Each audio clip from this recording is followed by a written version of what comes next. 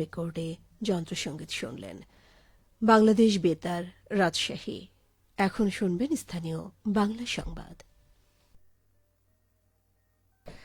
আসসালামু আলাইকুম।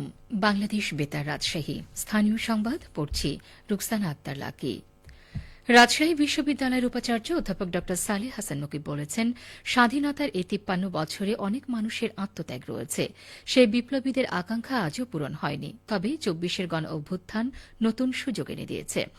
এবার বিপ্লবীদের আশা পূরণ করতে হবে। দেশ গঠনে সবাইকে এক হয়ে কাজ করার আহ্বান জানান তিনি। রাজশাহী নগরের শাহ মখদুম কলেজ মিলনায়তনে গতকাল বিকেলে আয়োজিত তানোরের কৃষক বিদ্রোহ পুস্তিকার প্রকাশনা উৎসবে প্রধান অতিথির বক্তব্যে তিনি কথা বলেন।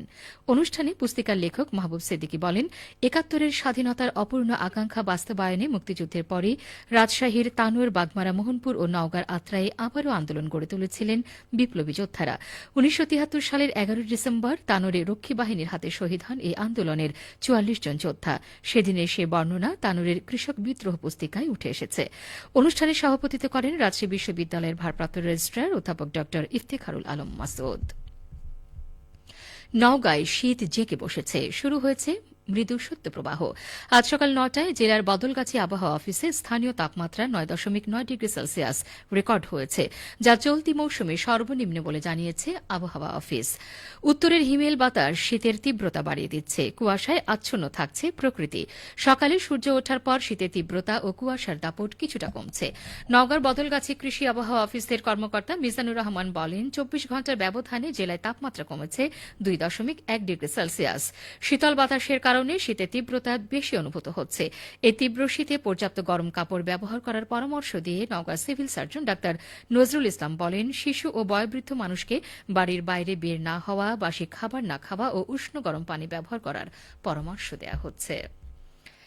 বাংলাদেশ জাতীয়তাবাদী দল বিএনপির রাজশাহী বিভাগীয় সহ সাংগঠনিক সম্পাদক আমিরুল ইসলাম খান আলিম বলেছেন, জনগণের ভোটে বিএনপি নির্বাচিত হয়ে সরকার গঠন করলে রাষ্ট্র হবে জনসাধারণের, যেখানে কোনো অনিয়ম দুর্নীতি থাকবে না, সবার সম অধিকার থাকবে। গতকাল বিকেলে সিরাজগঞ্জের বেলকুচিতে বিএনপি আয়োজিত জনসভায় প্রধান অতিথির বক্তব্যে তিনি কথা বলেন। উপজেলার আদাচাকি উচ্চ বিদ্যালয় মাঠে ভাঙ্গাবাড়ি ইউনিয়ন বিএনপির সভাপতি হাফেজ আবু শাহিন মল্লিকের সভাপতিত্বে জনসভায় বিশেষ অতিথি হিসেবে বক্তব্য রাখেন উপজেলা বিএনপির আহ্বায়ক নুরুল ইসলাম গোলাম, সদস্য সচিব বনি আমিন, পৌর বিএনপির আহ্বায়ক আলতাফ হোসেন প্রামাণিক। নাটোরের বাজারে সবজির সরবরাহ বৃদ্ধি পেয়েছে, দামও কমতে শুরু করেছে, ফিরছে জনজীবনে স্বস্তি। নাটোর শহরের বাজারগুলোতে আজ সবজির প্রাচুর্য, দামও সহনশীল পর্যায়ে রয়েছে। বেগুন, মিষ্টি কুমড়া এবং ফুলকপি ৫০ টাকা কেজি, শিম, বরবটি এবং করলা ৬০ টাকা কেজি, বাঁধাকপি ৩০ টাকা, মূলা ২০ টাকা, লাউ এক একটি গড়ে ৩৫ টাকা, পালং শাক ৪০ টাকা, কাঁচামরিচ ৭৫ টাকা, পেঁয়াজ ১০০ টাকা, নতুন ওঠা ঢ্যামনা পেঁয়াজ ৫০ টাকা কেজি, গ্রীষ্মকালীন পেঁয়াজ ৮০ টাকা। তবে আলুর বাজার এখনও উচ্চ মূল্য পর্যায়ে। প্রতি কেজি আলু ৭৫ থেকে ৮০ টাকা, নতুন আলু ১০০ থেকে ১১০ টাকা।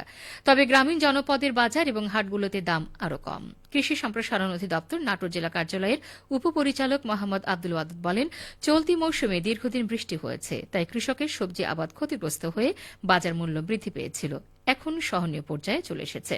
নাটোরের জেলা প্রশাসক আসমা শাহিন বলেন, বাজার মূল্য সহনীয় রাখতে ন্যায্য মূল্যের সমবায় বাজার, জনতার বাজার কাজ করছে।